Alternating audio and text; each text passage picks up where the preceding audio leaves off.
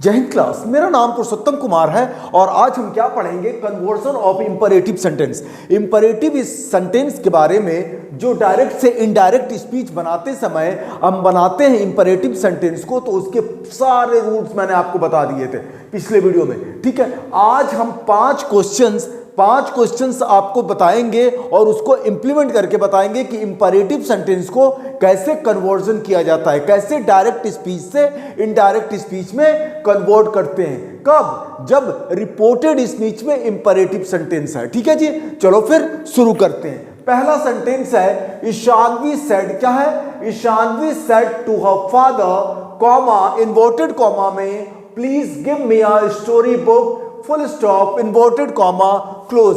पहले क्या करना है? पहले देखना है सेंटेंस को कि कौन से स्पीच में है। कौन से स्पीच में है? आप बता दोगे कि सर ये डायरेक्ट स्पीच में है, ये तो बता दोगे ना। डायरेक्ट स्पीच में कैसे बताओगे? सर ये कॉमा और इन्वर्टेड कॉमा के अंदर पूरा एक स्टेटमेंट दिया है। ये पहली चीज ये जान गए। उसके बाद देखेंगे कि रिपोर्टेड स्पीच में जो स्टेटमेंट दिया है वो कौन सा सेंटेंस है, असर्टिव सेंटेंस है कि इंट्रोगेटिव सेंटेंस है कि इंपरेटिव सेंटेंस है कि एक्सक्लामेटरी सेंटेंस है। आप जान जाओगे कि ये सेंटेंस जो है ये कौन सा सेंटेंस है, इंपरेटिव सेंटेंस। कैसे जानोगे? अरे भाई देख लोगे, please give me a story book, इसमें यू छिपा रहता है। कल के वीडियो में पिछले वीडियो में बता दिया है। ठीक है, please give me a story book, यहां पे देखा वर्ब फर्स्ट से शुरुआत होती है। जब वर्ब फर्स्ट से शुरुआत होती है मतलब वर्ब का बेस फॉर्म से शुरुआत होता है, तो क्या हो जाएगा? ये इंपरेटिव सेंटेंस होगा। इंपरेटिव सेंटेंस में क्या क्या आता है? Request, order, advice. ठीक है, ये सारा चीज पिछले वीडियो देखेंगे तब आपको ये रूल्स समझ में आएंगे। फिर ये क्या हो गया? ये इंपरेटिव सेंटेंस हो गया। अब आप जान गए कि डायरेक्ट स्पीच का ये इंपरेटिव सेंटेंस है, तो आप इसको इनडायरेक्ट कैसे बनाओगे? इनडायरेक्ट बनाना शुरू करते हैं। देखो, रिपोर्टिंग वर्ब देख लिया, Ishanvi said to her father. तो देखा Ishanvi said to her father, तो ईशानवी लिख दिया। सेड टू को किस में कन्वर्ट कर दिया? रिक्वेस्टेड में कन्वर्ट कर दिया। भाई कोई लड़की अपने फादर को रिक्वेस्ट ही तो करेगी, ऑर्डर तो करेगी नहीं, एडवाइस तो देगी नहीं। तो सेंस देख लेना। सबसे बड़ी चीज आपने देखा प्लीज, जहां पे भी प्लीज आए, चाहे काइंडली आए, तो आपको क्या करना है? रिक्वेस्टेड करना है। ठीक है, वो रिक्वेस्ट करेगी या रिक्वेस्ट करेगा, तो यहां पे ईशानवी क्या करेगी? रिक्वेस्ट करेगी। सेड टू कौन सा फॉर्म में है, कौन सा टेंस है? तो आप कहोगे कि सर ये पास्ट टेंस में है। जब ये पास्ट टेंस में है तो पास्ट को, रिक्वेस्ट को पास्ट में बना दिया, ईशानवी रिक्वेस्टेड। पिछला वीडियो देख के आना है, तभी समझ में आएगा, नहीं तो मैं कितना भी बोलूंगा ना नहीं आएगा। समझ गए? चलो, ईशानवी रिक्वेस्टेड, सेड टू को रिक्वेस्टेड कर दिए। उसके बाद हर फादर लिख दिया। उसके बाद क्या बताया था? उसके बाद आपको कॉमा, इन्वर्टेड कॉमा को हटा के क्या लगाना है? टू प्रेपोजिशन लगाना है। तो टू प्रेपो लगा देंगे, प्रेपोजिशन लगा देंगे, तो कॉमा और इन्वर्टेड कॉमा हटा के टू प्रेपोजिशन लगा देंगे। यहां पे कंजंक्शन नहीं लगता है। असर्टिव सेंटेंस के अंदर कंजंक्शन लगता था। क्या लगता था? दैट। और इंट्रोगेटिव सेंटेंस में इफ या वेदर, अगर WH फैमिली रहता तो WH फैमिली लगा के उसको कंजंक्शन की तरह काम कराते थे। यहां पे ओनली टू लगाना है। बहुत आसान है भाई इंपरेटिव सेंटेंस। टू यहां पे लगाया, उसके बाद प्लीज को डिसअपियर, गायब कर देते हैं। प्लीज लिखते नहीं है। प्लीज किस लिए लिखा है? ताकि आपको बता सके कि भैया ये रिक्वेस्ट कर रहा है, तो प्लीज को छोड़ देंगे, टू लगाएंगे, उसके बाद गिव लगा दिए, मतलब वर्ब का फर्स्ट फॉर्म टू गिव। अब आया मी कौन सा पर्सन है? पर्सन चेंज करना पड़ेगा। टेंस चेंज नहीं होता है इंपरेटिव सेंटेंस में, लेकिन पर्सन चेंज होता है। और क्या चेंज होता है? Nearness of time, nearness of place, ये सारा चेंज होता है। देखा हमने मी कौन सा पर्सन है भाई, तो फर्स्ट पर्सन है। फर्स्ट पर्सन किसके अनुसार, सब्जेक्ट के अनुसार। किसके सब्जेक्ट के अनुसार, रिपोर्टिंग वर्ब के सब्जेक्ट के अनुसार। रिपोर्टिंग वर्ब का सब्जेक्ट क्या है, ईशानवी। ईशानवी क्या है, लड़की है, थर्ड पर्सन है। थर्ड पर्सन के लिए ऑब्जेक्टिव केस क्या लिखेंगे, हाँ, ठीक है, शी का हर ऑब्जेक्टिव केस हो गया। उसके बाद अ स्टोरी बुक, और ये फुल स्टॉप है, यहां पे भी फुल स्टॉप है, हो गया, बन गया। अरे ज्यादा क्या करना है भाई, रिक्वेस्टेड कर दिया, टू लगा दिया, नियरनेस ऑफ टाइम ये लगा दिया,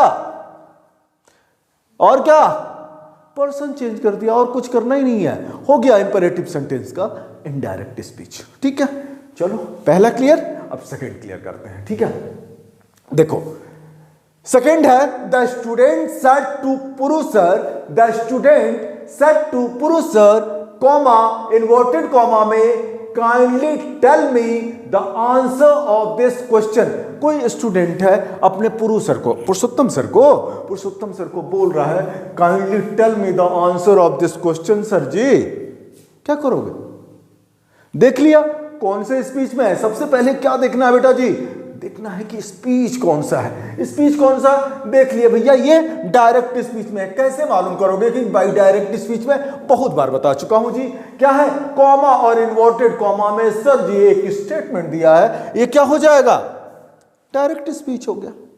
अब देखेंगे कि ये सेंटेंस जो है, जो इन्वर्टेड कॉमा के अंदर है, ये कौन सा सेंटेंस है। कौन सा सेंटेंस, असर्टिव सेंटेंस है कि इंट्रोगेटिव सेंटेंस है कि इंपेरेटिव सेंटेंस है, तभी तो चेंज करोगे ना। Conversion of imperative sentence, conversion of assertive sentence, conversion of interrogative sentence. ये देखा कौन सा सेंटेंस है, आप कहोगे कि सर ये इंपेरेटिव सेंटेंस है। कैसे, बिल्कुल, टेल मी, टेल क्या है, वर्ब के फर्स्ट फॉर्म से स्टार्ट होता है, यू छिपा रहता है, प्रेजेंट इंडेफिनिट टेंस में रहता है, टेल। समझ में आ रहा, देख लिया ये इंपेरेटिव सेंटेंस है, जान गए। अब क्या करोगे, अब बनाना शुरू करोगे इसको इनडायरेक्ट स्पीच का कन्वर्जन ऑफ इंपेरेटिव सेंटेंस बनाते हैं। फिर अब कहोगे कि द स्टूडेंट पुरुष सर को क्या करेगा, जब काइंडली लिखा है तो, जब काइंडली या प्लीज लिखा हो तो रिक्वेस्ट होगा, ये अपने भेजे में दिमाग में घुसा लो आप। जब भी कोई काइंडली लिखेगा, प्लीज कहेगा, तो क्या करेगा, वो मतलब रिक्वेस्ट कर रहा है, ये कॉमन सेंस की बात है। देख लिया तो द स्टूडेंट लिख दिया, सेड टू को कन्वर्ट कर दिया किसमें, रिक्वेस्टेड में। क्यों रिक्वेस्ट नहीं हुआ सर, ये जी ये पास्ट टेंस है, ये भी पास्ट टेंस में बनाएंगे। सेड को रिक्वेस्टेड बोल दिया, सेड टू को रिक्वेस्टेड कर दिया। उसके बाद पुरुषर लिख दिया। उसके बाद क्या करना है, कॉमा और इन्वर्टेड कॉमा को हटा देना है और उसके जगह पे क्या लिखना है, टू लिख देना है। टू लिख दिया, काइंडली को डिसअपियर गायब कर दिया। उसके बाद टेल का टेल, प्लीज और टेल क्या करेंगे, गायब कर देंगे, उसको लिखेंगे नहीं। क्यों लिखा गया है, वो आपको बताना ये चाहता है कि भैया ये रिक्वेस्ट कर रहा है। ठीक है, तो क्या करोगे, टेल का टेल, टू टेल, मी का हिम। कैसे होगा, मी कौन सा पर्सन है, फर्स्ट पर्सन है, पर्सन चेंज होगा इंपेरेटिव सेंटेंस में, टेंस नहीं चेंज होगा। मी देखा फर्स्ट पर्सन किसके अनुसार, सब्जेक्ट के अनुसार। सब्जेक्ट क्या है, स्टूडेंट है, स्टूडेंट थर्ड पर्सन, उसका ऑब्जेक्टिव केस क्या हो जाएगा, ही का हिम, तो हिम हो गया। उसके बाद द आंसर हो गया, ऑफ का ऑफ। अब लिखा दिस का, ये दैट लिखा है। Nearness of time, nearness of place change होता है, दिस का दैट, दिस का दोस, बताया हूं मैं। ठीक है, तो क्या लिखा, दिस का दैट, और क्वेश्चन का क्वेश्चन, फुल स्टॉप, हो गया, बन गया ये इनडायरेक्ट स्पीच का इंपेरेटिव सेंटेंस बन गया। ठीक है, तो ये सेकंड क्लियर हो गया। हमको सिखाना है आपको कि प्लीज और काइंडली वाला ये दो सेंटेंस मैंने आपको सिखा दिया। अब तीसरा चीज सिखाता हूं, ध्यान से देखिए। मान लीजिए तीसरा सेंटेंस है, Puru sir said to me comma inverted comma में sit in the class and do your work. क्या मैंने बोला? Sit in the class and do your work. मान लो मैं क्लास में गया और किसी लड़के से बोला, Puru sir said to me, किसी लड़के ने कहा Puru sir said to me sit down in the class, sit down in the class and do your work. ठीक है, बोल दिया। सबसे पहले क्या देखेंगे बेटा जी? सबसे पहले देखेंगे कि सर ये स्पीच कौन सा है। स्पीच कौन सा है? आप जान जाओगे कि सर जी ये डायरेक्ट स्पीच में है। ये तो जान गए। कैसे कैसे जाने? सर ये कॉमा और इन्वर्टेड कॉमा में पूरा एक स्टेटमेंट दिया। जान गए कौन सा? Direct speech. क्लियर? अब देखोगे कि जो ये रिपोर्टेड स्पीच के अंदर सेंटेंस है वो कौन सा सेंटेंस है, असर्टिव है कि इंट्रोगेटिव है कि एक्सक्लेमेटरी है कि इंपरेटिव है। तो आप जान जाओगे कि सर ये इंपरेटिव है। कैसे जानोगे? तो भैया सिट वर्ब के फर्स्ट फॉर्म से शुरू है, बेस फॉर्म से शुरू है। यहां पे तो सिट एक यहां पे है और एंड कंजंक्शन लगा के यहां पे डू, यहां पे भी एक डू योर वर्क, यहां पे भी एक इंपरेटिव सेंटेंस है। दो इंपरेटिव सेंटेंस एक साथ भी जोड़ के दे दे, उसके लिए तरीका बताना चाह रहा हूं मैं। ठीक है, इसलिए ये सेंटेंस दिया हूं। ठीक है, आप जान गए कि ये इंपरेटिव सेंटेंस है। बना दो भाई। अभी क्या करोगे? पुरुष सर सेड टू मी, पुरुष सर सेड टू मी। पुरुष सर किसी को क्या करेंगे? ऑर्डर कर सकते हैं, एडवाइस कर सकते हैं। भाई अगर मैं बोल रहा हूं सिट इन द क्लास, बच्चों को बोल रहा हूं, तो एडवाइस तो दूंगा नहीं, मैं ऑर्डर ही दूंगा। तुम एडवाइस भी लिख दो चलेगा, लेकिन मेरे तरीके से अगर करोगे तो ऑर्डर आएगा। थोड़ा कॉमन सेंस करो। टीचर किसी को ऑर्डर ही करेगा, किसको? बच्चों को ऑर्डर ही करेगा। ठीक है, ऑर्डर कर दिए। पुरुष सर सेड टू की जगह पे ऑर्डर्ड कर दिया। पास्ट टेंस पुरुष सर ऑर्डर्ड मी का मी लिख दिया। उसके बाद कॉमा और इन्वर्टेड कॉमा हटा के क्या लिख देंगे बेटा जी?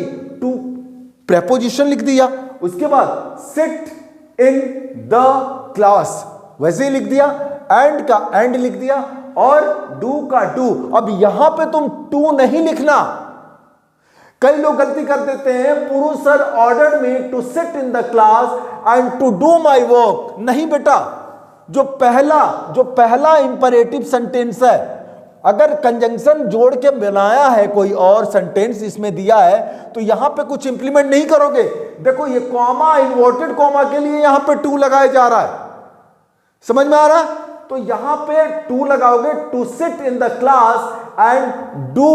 और योर का क्या करोगे? योर कौन सा पर्सन है? सेकेंड पर्सन है। सेकेंड पर्सन किसके अनुसार? ऑब्जेक्ट के अनुसार। ऑब्जेक्ट क्या है? मी है। मी का क्या हो जाएगा? My work, possessive adjective. तो यहां पे क्या हो गया? माई। योर का माई और वर्क का वर्क। इस सेंटेंस को सिखाने का पर्पस यह था कि अगर दो इंपरेटिव सेंटेंस एक कंजंक्शन से जोड़ के बनाया गया है, तो पहला वाला जो इंपरेटिव सेंटेंस है उसमें टू लगाना, यहां पे ना लगाना बेटा, नहीं तो गड़बड़ हो जाएगा, गलत हो जाएगा। ठीक है, इसलिए ये सेंटेंस मैंने आपको सिखाया था। थर्ड सेंटेंस हो गया। अब फोर्थ देखते हैं। ठीक है, फोर्थ क्या है? My brother said to me, my brother said to me work hard if you want to pass in the examination, full stop, inverted comma, close.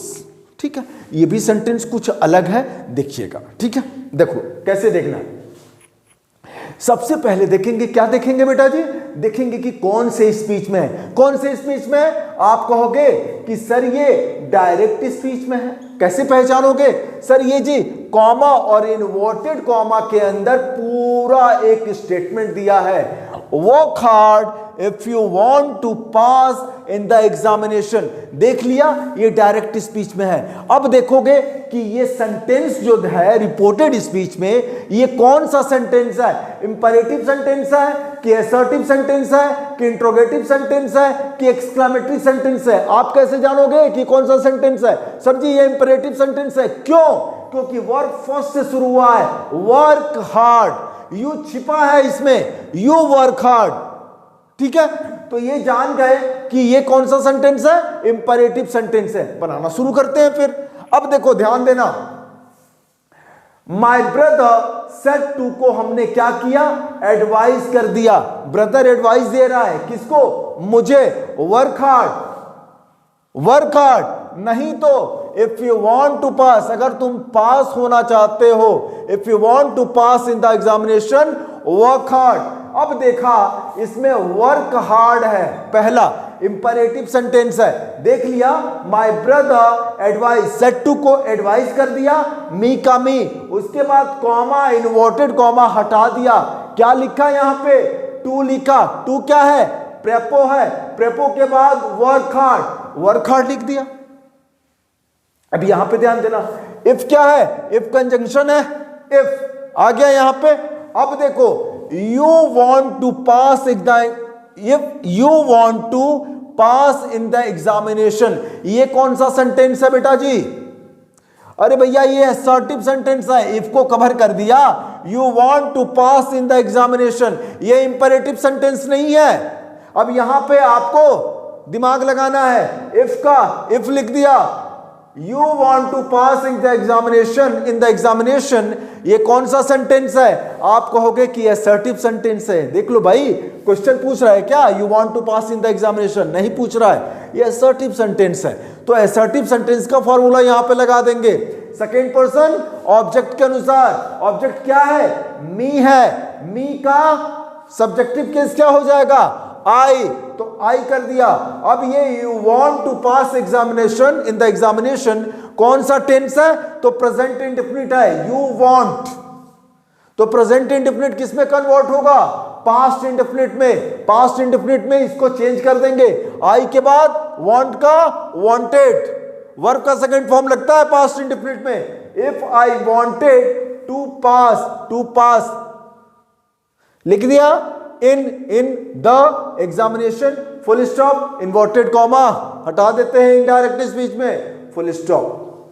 ठीक है, ये सेंटेंस आपको बताने का पर्पस ये था कि आपको देखना है कि रिपोर्टिंग वर्ब में, रिपोर्टेड स्पीच में कौन कौन सा सेंटेंस है। कंजंक्शन लगा के कुछ और भी सेंटेंस दे सकता है, कंजंक्शन लगा के, इफ लगा के एक दूसरा क्या देता है, सेंटेंस दे सकता है। तो इसको उसके अनुसार बनाएंगे, इसको इसके अनुसार बनाएंगे। आप यहां पे कवर कर लो, देख लो, my brother said to me work hard, तो इसको तो इतना ही बनाओगे। उसके बाद if you want to pass in the examination, इसको असर्टिव सेंटेंस की तरह बना देंगे। डन, चौथा क्लियर। लास्ट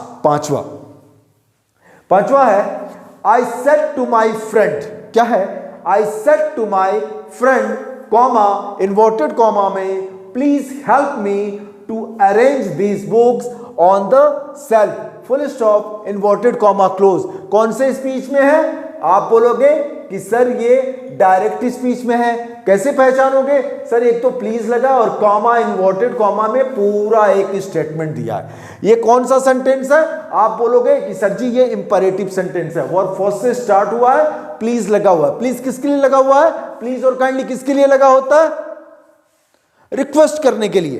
तो देख लिया कि ये डायरेक्ट स्पीच में है और इसको इनडायरेक्ट बनाना है, इंपरेटिव सेंटेंस की तरह है ये। तो आई का आई लिख दिया, सेड टू को क्या लिख दिया, जब प्लीज है तो रिक्वेस्टेड कर दिया, तो आई रिक्वेस्टेड। उसके बाद माई का माई, फ्रेंड का फ्रेंड, उसके बाद कॉमा इन्वर्टेड कॉमा हटा के वहां पे क्या लिख दिया, टू लिख दिया। उसके बाद प्लीज को गायब कर दिया, नहीं लिखा।